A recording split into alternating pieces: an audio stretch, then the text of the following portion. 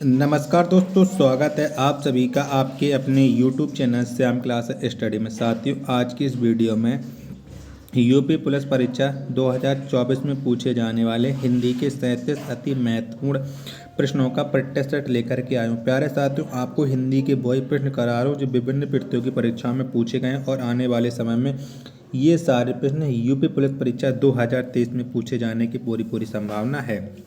तो साथियों, आज के प्रैक्टिस सेट को पूरा करिएगा।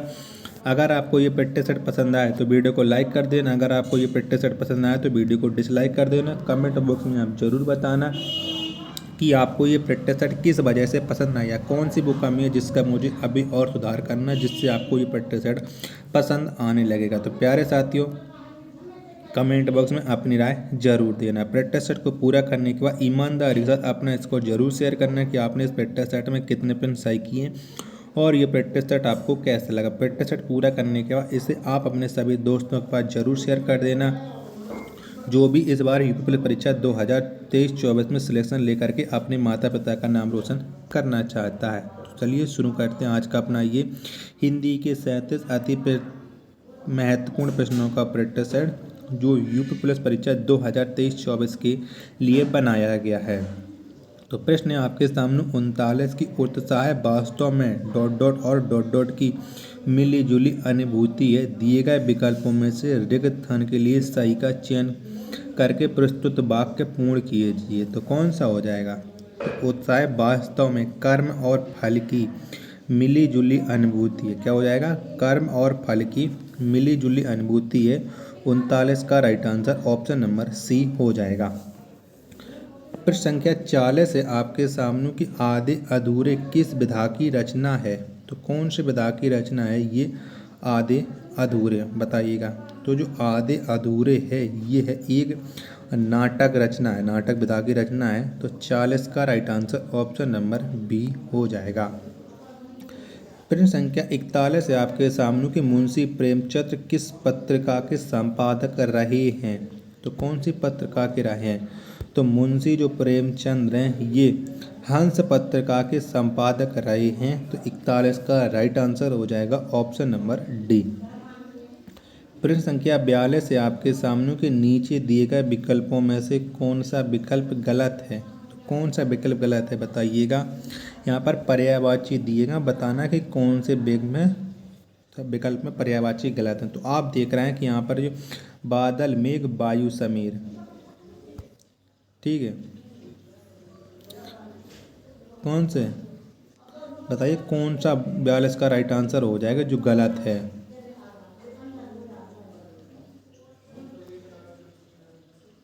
तो इसमें देखो बादल के पर्यायवाची हैं और हवा के पर्यायवाची हैं, तो यही विकल्प गलत हो जाएगा। तो 42 का right answer option number D हो जाएगा। बाकी के सब में एक ही शब्द के पर्यायवाची दिए गए हैं।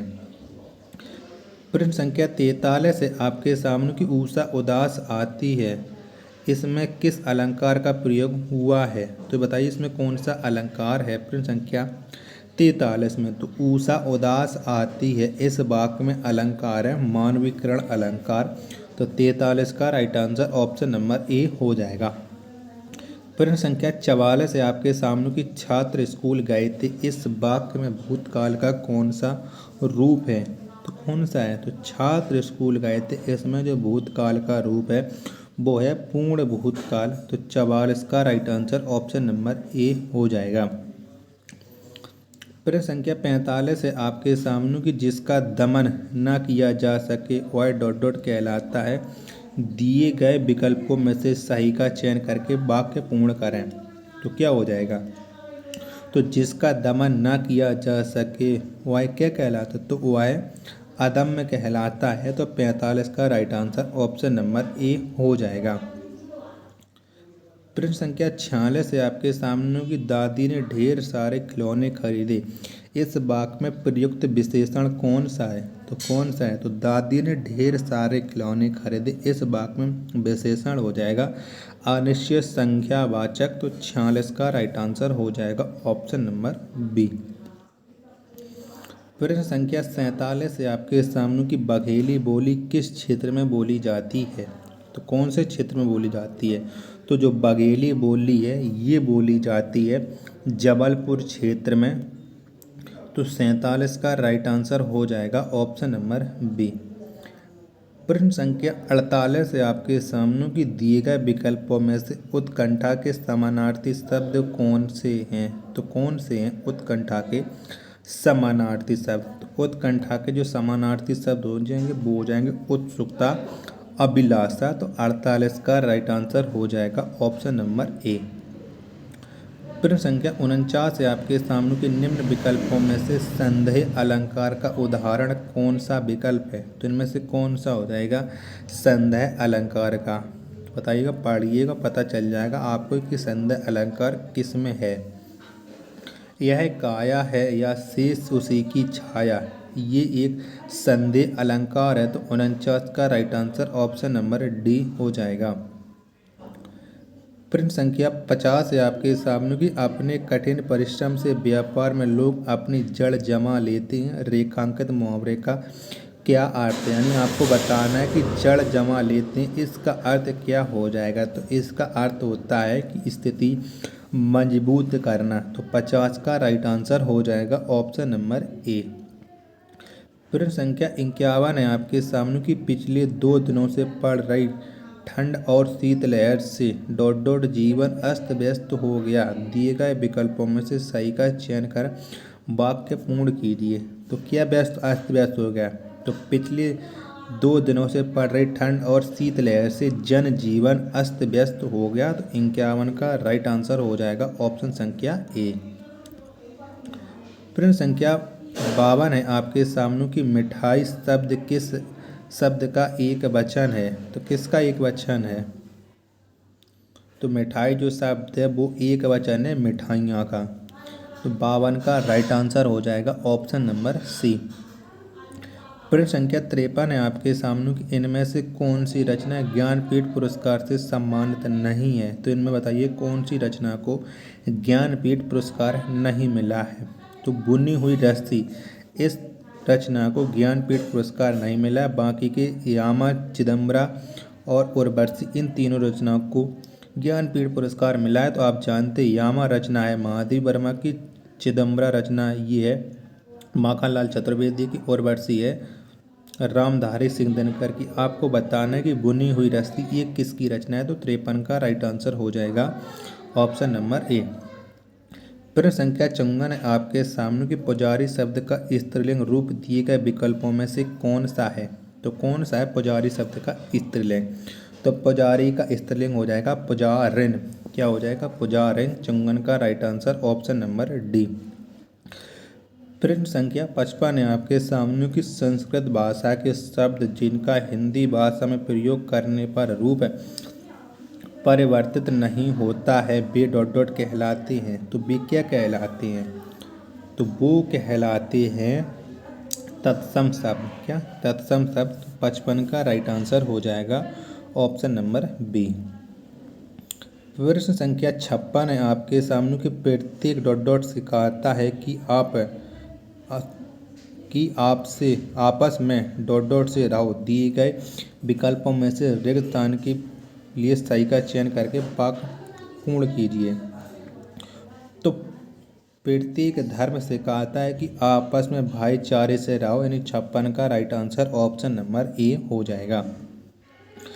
प्रश्न संख्या 57 है आपके सामने की गुण के विपरीत नाम इसके अर्थ को दर्शाती उपयुक्त लोकोक्ति का चयन कीजिए। तो कौन सी लोकोक्ति दर्शाती है गुण के विपरीत नाम? तो ये दर्शाती है आँख का अंधा, नाम नयन सुख। 57 का राइट आंसर ऑप्शन संख्या ए। प्रश्न 58 है आपके सामने कि इनमें से कौन सा विकल्प असंगत है? बताइए इनमें से कौन सा विकल्प है जो असंगत है? छांटिएगा असंगत विकल्प को। तो हरियाली, हरी प्लस याली, ये एक असंगत शब्द है क्योंकि आपको जो हरियाली का जो संधि विकसित करना था वो यहाँ पर संधि विकसित सही नहीं है। तो 58 का राइट आंसर ऑप्शन संख्या सी हो जाएगा।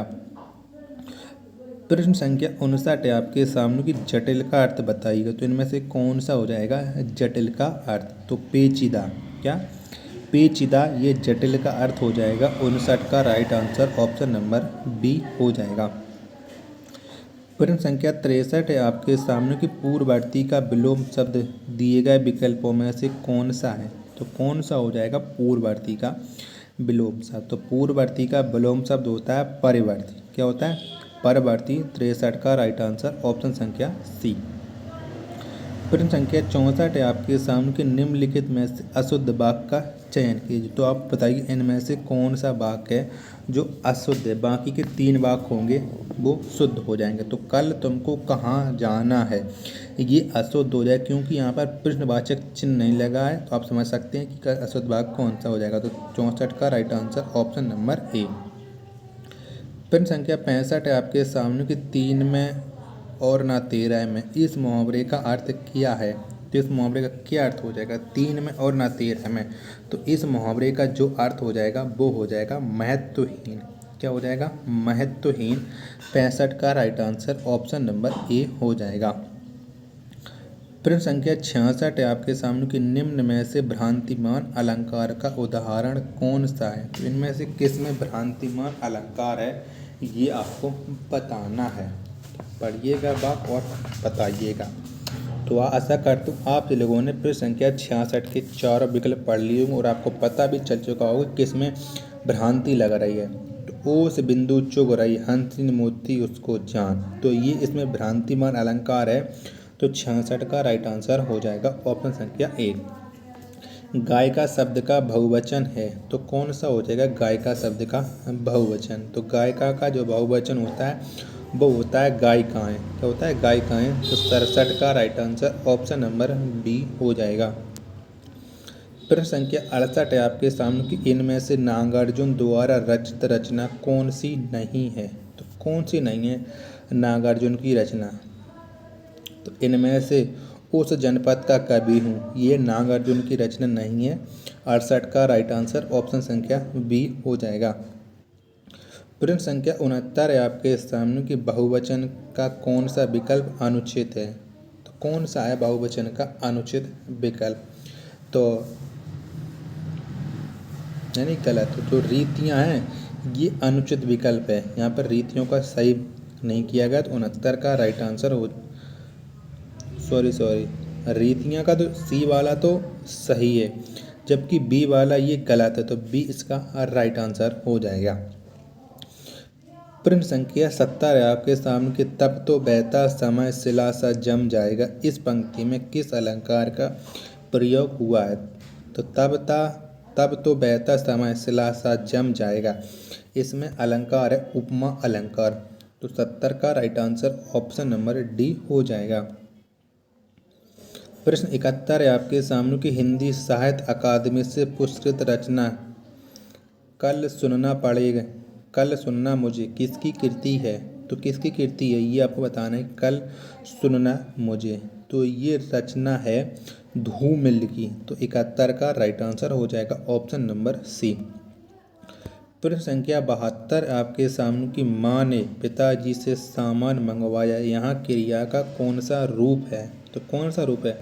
तो माँ ने पिताजी से सामान मंगवाया यहाँ पर क्रिया का प्रेरणार्थक क्रिया है। तो 72 का राइट आंसर हो जाएगा ऑप्शन नंबर डी। प्रश्न संख्या 73 है आपके सामने के निरप नीचे दिए गए विकल्पों में से किस शब्द का समानार्थी शब्द है। तो किसके समानार्थी शब्द यानी किसके पर्यायवाची हैं। तो निरप होते हैं भूप महीप के समानार्थी है। तो 73 का राइट आंसर ऑप्शन संख्या सी हो जाएगा। प्रश्न संख्या 74 है आपके सामने के निम्न में से विभक्ति संबंधित त्रुटि वाला वाक्य पहचानिए। तो बताइए इनमें से कौन से वाक्य में विभक्ति संबंधित त्रुटि है। तो कौन सा है पढ़ लीजिएगा। रामा घर को जाती है। तो ये इसमें त्रुटि यहाँ पर होनी चाहिए रामा घर जाती है ये सही होगा था को नहीं होना चाहिए था। तो 74 का राइट आंसर हो जाएगा ऑप्शन नंबर सी। प्रश्न संख्या 75 है और लास्ट प्रश्न प्यारे साथियों आज के प्रैक्टिस सेट का कि पुल्लिंग परिवर्तन का सही विकल्प चुनिए। तो कौन सा सही विकल्प है आपको बताना है।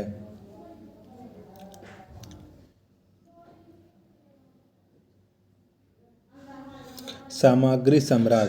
तो ये सही है। बाकी के ठाकुरायन ये गलत लिखा है। तो यहाँ पर रानी का राजा पहले पुल्लिंग, ठीक है। कवियत्री कवि, ये भी गलत लिखी है। और रानी का राजा होता है, ये नहीं होता है रानी का राजा। आपको बताना है कि रानी का पुल्लिंग क्या होता है, तो ये राइट आंसर हो जाएगा 75 का right answer, option number A. तो प्यारे साथियों, अगर आपको ये प्रैक्टिस सेट पसंद आया हो तो वीडियो को लाइक कर देना। चैनल को आपने अभी तक सब्सक्राइब नहीं किया हो तो चैनल को आप जरूर सब्सक्राइब कर लीजिएगा। मिलती है अपन नेक्स्ट वीडियो में, तब तक के लिए धन्यवाद। जय हिंद।